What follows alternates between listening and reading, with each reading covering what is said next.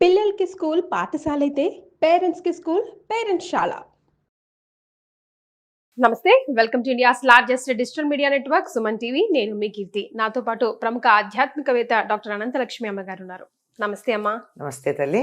అమ్మ, మనం ఇప్పుడు ఫర్ ఎగ్జాంపుల్ సత్యనారాయణ వ్రతం చేసినప్పుడు, ఏమైనా నోములు గాని, పూజలు, వ్రతాలు చేసినప్పుడు చేతికి తాళ్ళు, దారాలు కట్టుకుంటూ ఉంటాం కదా!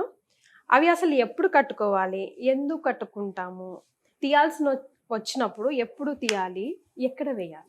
చేతికి కట్టుకునే తాళ్ళు దారాలు అన్నారే, హ్మ్. అవి వేరు. హ్మ్.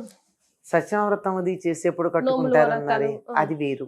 తోరంకి అవన్నీ వేరు. అవి తేడా ఉంటాయి. హ్మ్. ఇప్పుడు సత్యనారాయణ వ్రతం చేస్తున్నప్పుడు హ్మ్. చేతికి కట్టుకునేదాన్ని ఏమంటారు? కంకణం అంటారు. కంకణం. అలాగే పెళ్లి చేస్తూ ఉంటే ఆ కన్యాదాత చేతికి కట్టేదాన్ని కంకణం అంటారు. కంకణం కట్టుకున్నారు అంటే ఈ పని అయ్యేదాకా నేను దీక్షగా ఉంటాను అని చెప్పడం. ఓ పని చేయడానికి కంకణం కట్టుకున్నారు అని ఒక పదం వాడతాం. అవును. కంకణం కట్టుకున్నారంటే నీ పని మొదలు పెట్టాను అయ్యేదాకా ఇంకోటి చేయను అని చెప్పడానికి సంకేతం. భీష్మించి కూర్చోడం. అది ఇప్పుడు వ్రతం చేస్తారు కూడా వ్రతం పూర్తయ్యాక తీసేస్తారు. అలాగే కన్యాదాతలు ఎప్పుడు తీసేస్తారు? పని అయిపోయాక తీసేస్తారు. అలాగే ఏదైనా ఒక వ్రతం చేసుకుంటే వ్రతం కోసం కంకణం ధరించినట్టయితే దాన్ని వ్రతం అయ్యాక తీసేస్తారు. అది దేవుణ్ణి ఉద్వాసం చెప్పేప్పుడు తీసేస్తారు. అది వ్రతాలు చేసినవన్నీ మీరు ఇంకో చెప్పిన వ్రతాలు, వరలక్ష్మి వ్రతం ఇలాంటివి చేసినప్పుడు కంకణం నోము అవి తోరాలు. ఇవి కంకణాలు వేరు, అవి తోరాలు వేరు. తోరాలు కట్టుకున్నామంటే అది చాలా కాలం ఉంటుంది. శ్రావణ మంగళవారం నాడు కట్టుకున్నటువంటి తోరాలు ఏవైతే ఉంటాయో 4 వారాలు 4 సార్లు కడతారు కదా. అది లేక కొంతమంది శ్రావణ శుక్రవారానికి కూడా కడతారు. ఈ తోరాన్ని వినాయక చవితి నాటి తీసేయమని చెప్పారు. అంటే ఏదో ఒక మంచి సందర్భం పెట్టుకుని, లేదు ఆ రోజు ఏదో కారణంగా తీయలేకపోయాం మనం, అప్పుడు ఏం చెయ్యాలి అంటే మంగళవారం శుక్రవారం కాకుండా తీయాలి. ఆ తీసినటువంటి దాన్ని ఎవరు తొక్కని చోట పడేయాలి. తొక్కని చోట పడేయాలంటే సాధారణంగా చెట్టు మీద ఎక్కడన్నా పడేస్తాం.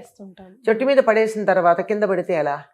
కొన్నాళ్ళుగానే కింద పడుతుంది కదా, ఏమీ ఉండదు. ఎప్పుడైతే పంచభూతాలకు ఎక్స్పోజ్ అవుతాయో ఇవి కొంతకాలం పంచభూతాలతో కలిసి ఉంటే, అంటే గాలి, సూర్యరశ్మి వస్తే బాణ, ఎండ ఇవన్నీ ఉన్నాయి కదా, వీటన్నిటి వల్ల వాటిల్లో ఉన్నటువంటిది పంచభూతాల్లో కలిసిపోయి అవి మామూలు అవుతాయి. ఎప్పుడు కింద పడినా పడేసేయచ్చు.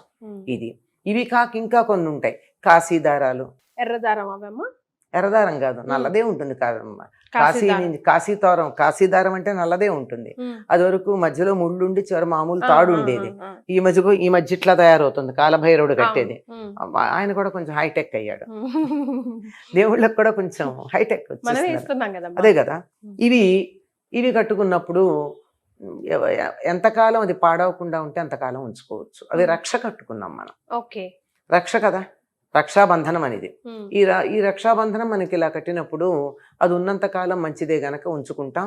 ఎప్పుడైతే అది చీకిపోతుందంటారు, చీకిపోయి ముక్కలు వచ్చేస్తాయి, అప్పుడు తీసి అది కూడా మంగళ శుక్రవారాలు కాకుండా తీసి చెట్టు మీద ఎక్కడన్నా పడేస్తే 4-5 రోజులు చెట్టు మీద ఉన్న మనకి దానికి ప్రకృతితో సంబంధం కొన్ని రోజులు ఉంటుందంతే కదా. ఆ తర్వాత అది నేలలో కలిసిపోతుంది, ఏం పర్వాలేదు. ఇలా వీటన్నిటికీ కూడా అన్నిటికీ ఒకటే నియమం కాదు, ప్రతిదానికి తేడా ఉంది. వ్రతంలో కట్టుకునే తోరాలకి తేడా ఉంది, కంకణానికి వేరే తేడా ఉంది, ఈ కాశీదారాలు మొదలైనవి కట్టుకునేది తేడా ఉంది. అలాగే రక్షాబంధనం నాడు కట్టుకుంటారు. శ్రావణ పూర్ణిమకి రక్షాబంధనం అప్పుడు అందరూ కట్టుకుంటారు. మనం అనుకుంటాము ఇది అక్క చెల్లెళ్ళు వెళ్ళి అన్నదమ్ములకు కట్టడం మాత్రమే అని. అది కూడా కడతారు, కానీ నిజానికి అందరూ శ్రేయోభిలాషులు అందరూ ఒకళ్ళకొళ్ళు కట్టుకుంటారు. చిన్న తాడు, దానికి ఇంకేమీ ఇవన్నీ మనం ఫ్యాషన్కి పెట్టుకున్న బంగారం కట్టే వాళ్ళు కూడా ఉన్నారు ధనవంతులు. మామూలు తాడు, ఈ రక్ష నేను నీకు కడుతున్నాను, నీకు శుభంగా ఉంటుంది అని అలా కట్టుకున్నటువంటిది కొన్నాళ్ళు ఉండి, సాధారణంగా ఏడాది ఉంచుకుంటారు చాలా మంది, మళ్ళీ వచ్చే ఏడాది దాకా అలా ఉంచుకోవచ్చు. లేదంటే అది చీకిపోయింది అని అనిపించినప్పుడు తీసి ఎవరో తొక్కని చోట పెట్టడం ఉంటుంది. ఇలా చేతికి కట్టుకునే తాళ్ళు అనేక రకాలు, వాటికి నియమాలు భిన్నంగా ఉంటాయి.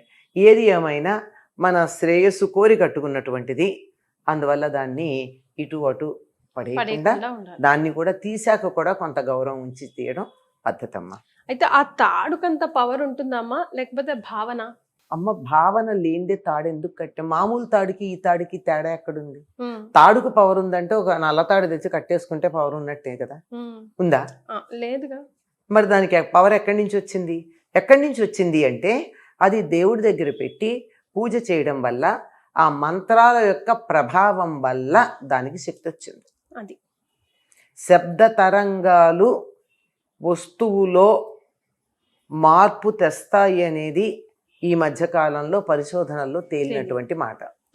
అన్నిట్లో వాటర్ మాలిక్యూల్స్తో చాలా గొప్ప పరిశోధన చేశారు. ఒక మాట అంటూ చెడ్డ మాట మాట్లాడుతూ నీళ్ల మీద చెయ్యి పెడితే నీళ్లు దాంట్లో ఉన్నటువంటి మాలిక్యూల్స్ యొక్క అరేంజ్మెంట్ గజిబిజిగా ఉండడం, ఒక మంత్రం చదువుతూ ఉంటే ఒక ప్రత్యేకమైన ప్యాటర్న్లో ఆ మాలిక్యూల్స్ రావడం, ఒక మంత్రానికి కూడా తేడా ఉంది. సో అలాంటి ఉన్నప్పుడు అది పరిశోధనలో కనపడింది. ఇంక ఇవి కూడా చేస్తే తెలుస్తాయి. ఆ విధంగా దైవం దగ్గర పెట్టి కానీ మంత్రం చదువుతూ కానీ కడితే ఆ ధ్వని తరంగాల వల్ల వాటి కొంత మహత్తు ఉంటుంది. మనం ఏది చేసినా మనకు మంచి జరగాలి, ఇతరులకు చెడు జరగకుండా భావన చేసుకొని చేస్తే ది బెస్ట్ రిజల్ట్ వస్తుంది. అంతేనమ్మా. Thank you so much. సుమన్ టీవీలో మీ పర్సనల్ అండ్ బిజినెస్ ప్రమోషన్స్ కోసం కింది నెంబర్కి కాంటాక్ట్ చేయండి.